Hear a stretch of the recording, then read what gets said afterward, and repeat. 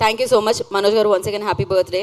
Eagerly waiting తెలుసా, వీళ్ళందరూ once more అని నాకు తెలిసి చాలా రేర్గా అరుస్తూ ఉంటారు, బట్ అది జరిగింది. ఎందుకంటే మిమ్మల్ని చూడాలని అలా ఎదురు చూస్తూ ఉన్నారన్నమాట. ఆ ఎదురు చూపులకి ఫుల్ స్టాప్ ఈ సినిమా అనిపిస్తుంది. అగైన్ యువర్ కమ్ బ్యాక్ అని అనిపిస్తుంది. మామూలుగా లేడీ లక్ అంటాం, లేడీ లక్తో పాటు బేబీ లక్ కూడా ఉందన్నమాట. సో ఉస్తాద్తో అఫ్ కోర్స్ బుల్లితెరతో మమ్మల్ని అందరినీ పలకరించారు. And Mira is the perfect film for your come back అని అనిపించింది నాకు.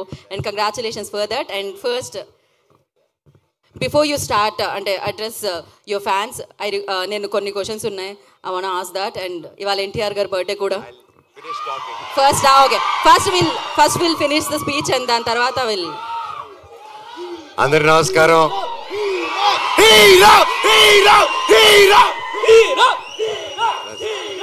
I love you all. Thank you. ఇంత ప్రేమ నా మీద చూపిస్తున్నందుకు థ్యాంక్ యూ. 8 సంవత్సరాలు. Thank you. ఈరోజుతో ఆల్మోస్ట్ 8 years అయింది నేను మళ్ళీ వెండి తెరపైకి రావడం జరిగి. ఎన్నాళ్ళు మీతో దగ్గర ఉండాలని సోషల్ మీడియా ద్వారాలోనో లేక ఒక ఈవెంట్ ద్వారా, ఒక స్పీచెస్ ద్వారా మీకు ఏదో విధంగా దగ్గర ఉండాలని దగ్గర ఉంటూనే ఉన్నాను నేను.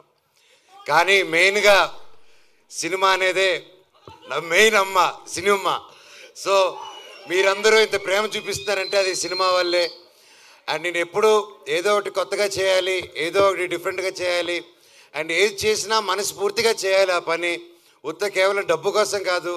ఆ సినిమా నచ్చి, ఆ స్టోరీ నచ్చి ఎప్పుడు నేను అలాగే వెతుక్కుంటూ సినిమా ప్యాటర్న్స్ చూసుకుంటూ వెళ్ళాను.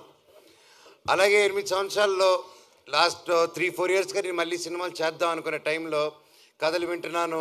సరే ఇది చేద్దాం అది చేద్దాం అంటే ఏదో కుదరకపోవడం, నాకు నచ్చితే అదేదో జరగకపోవడం. సరే ఏదైనా అన్ని సెటప్తో వచ్చింది, నాకైతే నచ్చకపోవడం. సో నిరాశపడ్డాను, వేచి చూశాను. ఓపిక అంటే ఏంటో తెలుసుకున్నాను. దాని విలువేంటో నాకు తెలిసింది. తర్వాత నా జీవితంలోకి ఇదిగో కార్తీక్ ఘట్టమనేని గారు వచ్చారు. అండ్ ముఖ్యంగా తేజ, సజ్జాకి థ్యాంక్ యూ చెప్పాలి. తమ్ముడు వచ్చేసి ఫస్ట్ అప్రోచ్ అయ్యన్న, ఈ సినిమాలో నువ్వు నేను కలిసి చేయాలి, ఈ స్క్రిప్ట్ మీరు వినాలి నా కోసం అని చెప్పడం జరిగింది. అండ్ ఇమ్మీడియట్గా కార్తీక్ నరేట్ చేయడం, అదిరిపోయే స్క్రిప్టు. ఇది Part 1, Part 2లో వస్తుంది. ఈ సినిమా April 18th, 2025 విడుదల.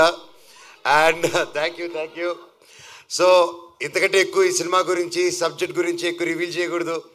ఇది అశోకుడు అన్నోన్ 9 పుస్తకాల గురించి. అండ్ ఇది ప్రతి ఒక్కరూ ప్రతి ఇంట్లో ఈ కథ తెలుసుకోవాలని ఆశిస్తున్నాను. అండ్ లుకింగ్ ఫార్వర్డ్ ఇంకే మరెన్నో